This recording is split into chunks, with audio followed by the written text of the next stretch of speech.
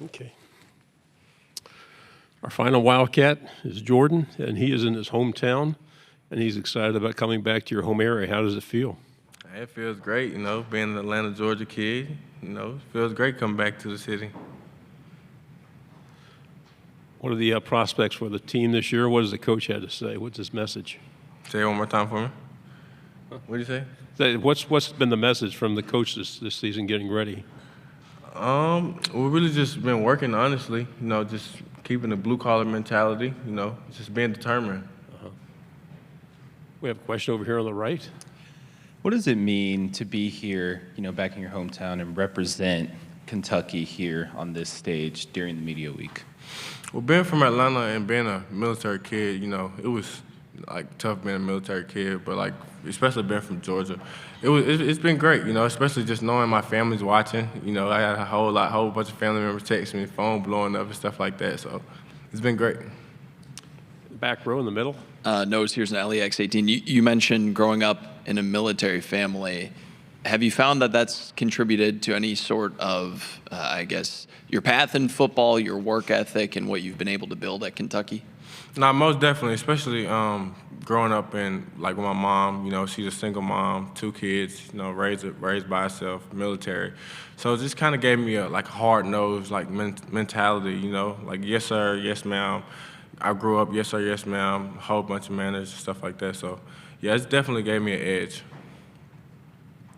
Does your team have an edge this year? Last season didn't go the way you quite wanted to. Is there a little bit more impetus this year to turn it back around? Yes, I feel like we're a lot more dialed in, especially as a team.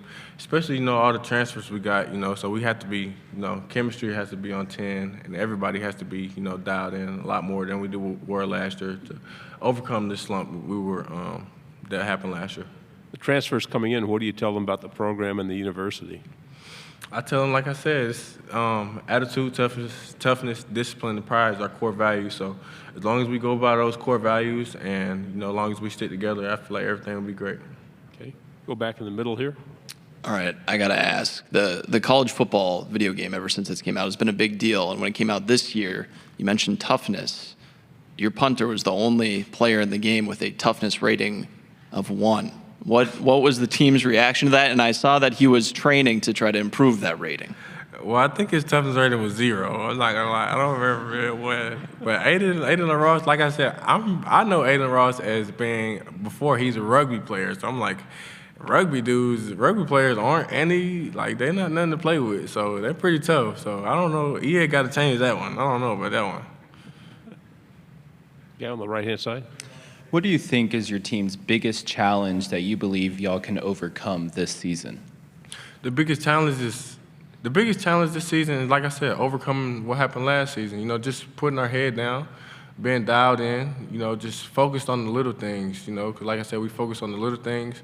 The big things will come and they'll be easier, really just the big moments, more film study, more working, more just team bonding, Last year, I would say that our team bonding, we was tight, but we weren't as tight as we were now, So, like I said, we just stay together and execute together. I feel like we'll be good. We'll go back here in the middle again. Just a follow-up, what has kind of created that enhanced level of connectivity through this year's team? I'm gonna give a shout out to Coach Hood for giving us. Every Wednesday, we have a guest speaker. It's called 4 for 40, and we have a guest speaker, just certain people just giving us on and off the field advice, just about mental health, about just stuff, just to make us better people in life. And we kind of use that as team bonding, just to get closer as a team, So, like I said, we got a lot of new guys, and I don't even feel like they new. You just feel like my brothers already, so. A lot of rivalries in the SEC. Is there a particular rival you like to play? I want to play everybody and anybody. No matter who you is, you put the pads on. We're gonna get it on. We're gonna get it going. Alex mentioned a particular in-state team that he likes to face and doesn't care for much. Is that quite a rivalry within the state? Well, since I've been at Kentucky, we're up right now. I'm up right now with Pretty sure it's 3-2 right now, but hey, well, I don't want to say too much about that team across the road. You know, we're gonna see them when we see them. What about Coach Stoops really appeals to his players? What do they like about him? Hey, I love that Coach Stoops is loyal. You know, loyalty. Like I said, I've been in the program for 5 years now, and loyalty is a big thing for me. And he's really a chill guy. He's a player-led coach, and he's a coach that you can depend on, you know. Does it help to have a coach who actually played at some point in his life? Yeah, it definitely has a coach to actually play, especially like Coach Stoops has coached Ed Reed. He's coached, you know, he's a safety guy. So especially me being a safety, me being a DB myself, you know, it definitely helps. On the right-hand side?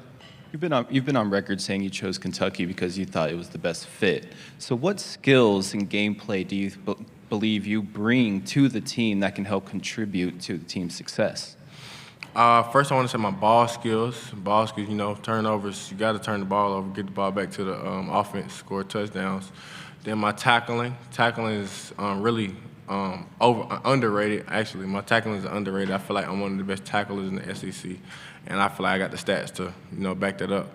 And like this year, I'm working on my leadership skills as well. So just being a better leader around the locker room, making sure guys is on their 10, on their toes, and making sure everybody is doing what they're supposed to do. You know.